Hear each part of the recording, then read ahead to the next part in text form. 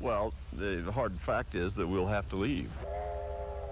Low Ashton says he isn't blowing smoke, that quirks in the Utah tax law may take the steam out of the state's only recreation scenic railroad. This has become unbearable.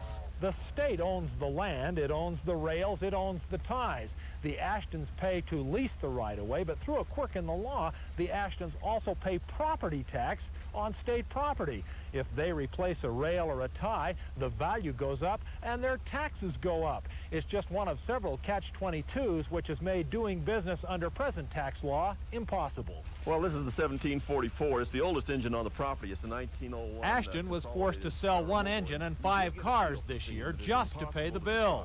To have to let this engine go was just terrible. Hated it. He says if the legislature doesn't come to his aid, he'll sell it all. And we frankly admit it. There's a standing offer to buy us out and move us to Texas, including my employees. Ashton says this is more than just old railroad stuff.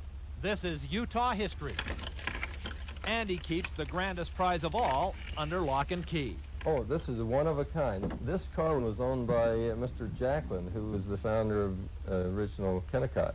Chamber of Commerce head Fran Anderson says losing the Heber Creeper would devastate the valley's tourist economy. It would leave an empty spot that we could never replace. To keep the Creeper creeping, Ashton says state law must change, and soon. Unless the legislature addresses the issue this time, we'll have to go. And I think it's a tragedy both for the state, and it certainly is a tragedy for me, and it's a terrible tragedy in Wasatch County. Local legislators will put the question to the public. If the Heber Creeper gets enough support, the lawmakers say they'll fight for a solution when the legislature meets in January. The public hearing is scheduled for this Wednesday, 7:30 at the Wasatch High School auditorium. Reece Stein, KUTV News.